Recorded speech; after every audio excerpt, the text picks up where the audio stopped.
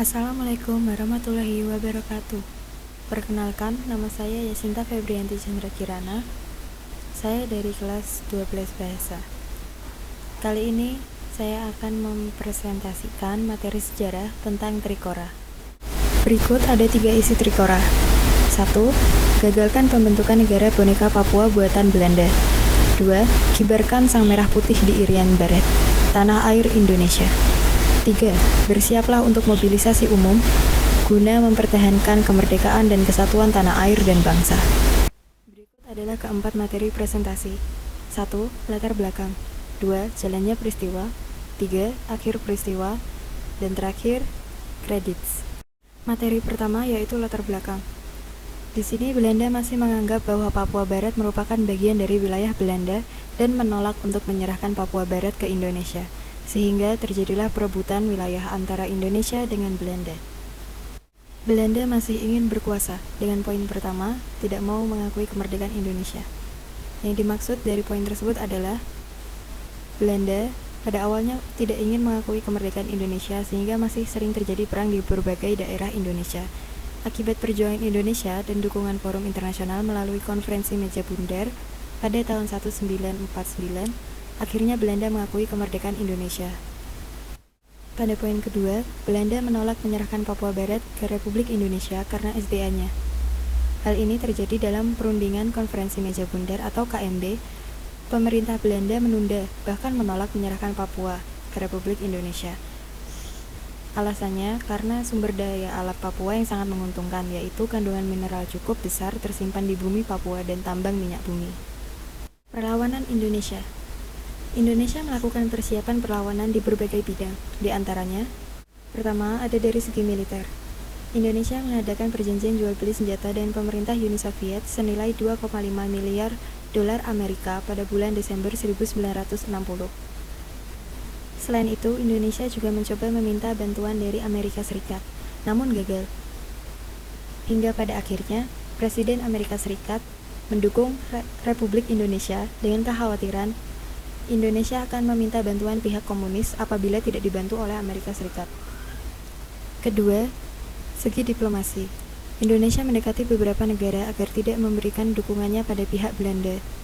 Negara yang didekati oleh Indonesia yaitu Australia, India, Pakistan, Selandia Baru, Thailand, Jerman, Britania Raya, dan Prancis.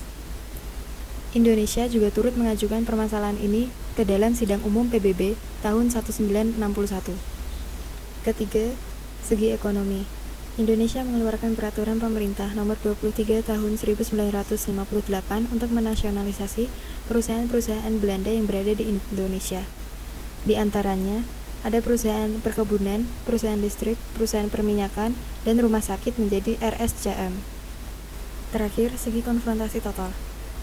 Pada tanggal 19 Desember 1961, di alun-alun Yogyakarta, Presiden Soekarno memberikan komando untuk mempersiapkan penyelenggaraan operasi militer, yaitu Trikora atau Trikomando Rakyat.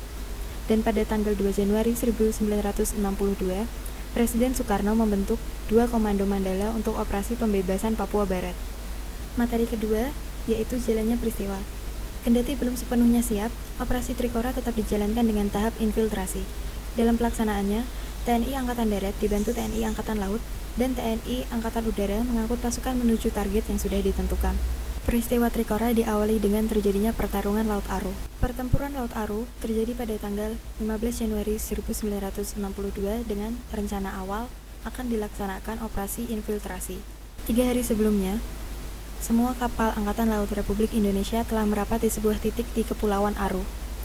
Operasi ini dilaksanakan dengan menyusupkan pasukan menggunakan armada laut KRI Macan Tutul, KRI Macan Kumbang, dan KRI Harimau. Ketiga kapal mulai bergerak pada pukul 5 sore waktu setempat dan diketahui musuh pada pukul 9 waktu setempat. Kapal Belanda lalu mulai melepaskan tembakan peringatan, dan Kolonel Yos Sudarso memerintahkan untuk ketiga kapal RI berbalik arah untuk kembali. Namun naas, KRI Macan Tutul yang dikemudikan Yos Sudarso mengalami macet kemudi dan tidak bisa berbalik 180 derajat. Kapal-kapal Belanda mengira gerakan tersebut adalah sebuah manuver ke arah mereka, sehingga mereka mulai menembaki KRI Macan Tutul. Jelang tembakan yang mengarah ke arah KRI Macan Tutul, Kolonel Yosudarso lantang berteriak, "Kobarkan semangat pertempuran." Itu adalah suara terakhirnya sebelum ia berakhir gugur di Laut Aru. Peristiwa tersebut mengakibatkan gugurnya Kolonel Yosudarso bersama 24 awak kapal dan 53 orang selamat namun dijadikan tawanan perang oleh Belanda.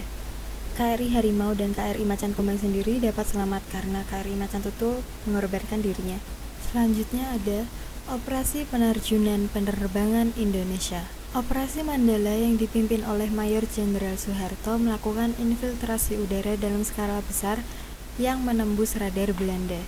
Dalam pelaksanaannya sempat terjadi beberapa kendala, seperti pasukan hanya diberi peta tua Papua Barat pada 1937 milik Belanda, dan juga keadaan Papua yang merupakan hutan lebat juga sangat mempengaruhi pemikiran pasukan. Dan maka dari itu, tidak ada perwira yang sanggup memimpin. Namun pada akhirnya ada perwira bernama Kapten Benny Murdani yang menyatakan kesanggupan untuk memimpin terlepas dari kendala yang ada.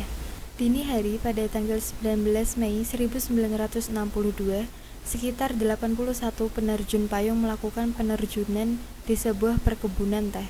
Misi penerjunan ini dilakukan dari Bandar Udara Patimura, Ambon, menuju daerah sekitar kota Teminabuan. Setelah misi ini dilaksanakan, TNI AL mempersiapkan Operasi Jayawijaya. Operasi Jayawijaya merupakan operasi amfibi terbesar dalam sejarah operasi militer Indonesia.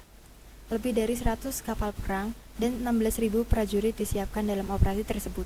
Pada 23 Juni 1962, sebanyak 213 pasukan penerjun yang dipimpin Mayor Benny Murdani melaksanakan operasi penerjunan yang disebut paling berani di dunia.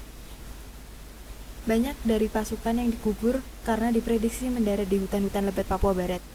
Banyak juga diantaranya yang mendarat di rawa-rawa dan di markas Belanda sehingga langsung dihabisi oleh pihak Belanda. Materi ketiga, ada akhir peristiwa.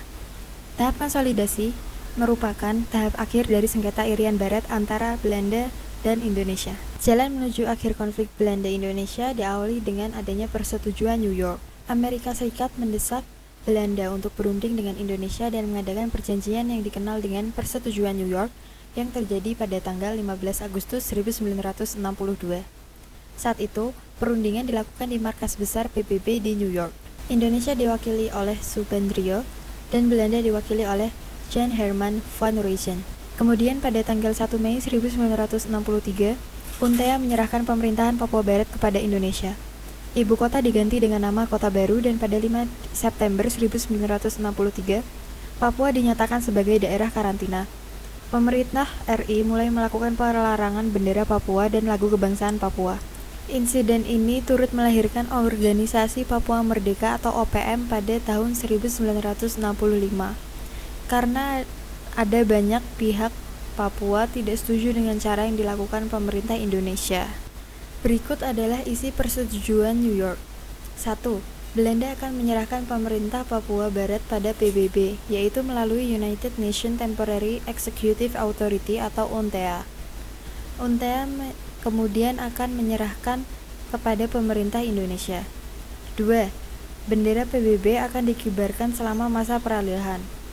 3.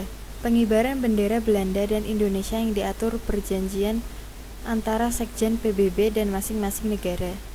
4. UNTEA akan membantu polisi Papua dalam menangani keamanan. 5. Indonesia dengan bantuan PBB memberi kesempatan untuk penduduk Papua Barat untuk mengambil keputusan secara bebas terkait apakah akan tetap gabung dengan Indonesia atau melakukan pemisahan diri. Penentuan pendapat ini diadakan paling lambat pada akhir tahun 1969.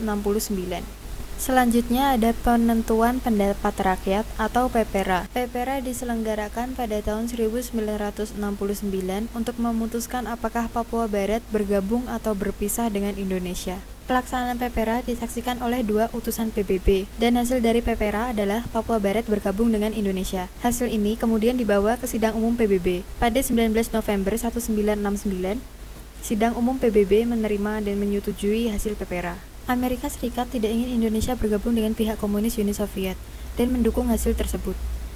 sehingga Papua menjadi provinsi ke-26 dengan nama Irian Jaya. Meski Irian Jaya sudah bergabung dengan Republik Indonesia, tetap saja ada pihak-pihak yang tidak menghendaki yang akhirnya menimbulkan konflik hingga kini.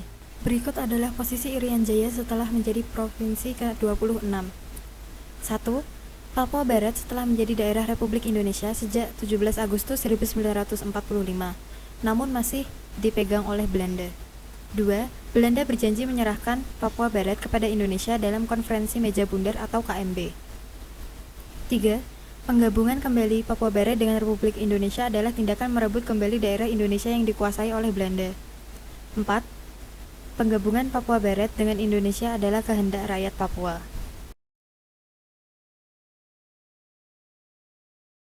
Terima kasih atas perhatiannya. Wassalamualaikum warahmatullahi wabarakatuh.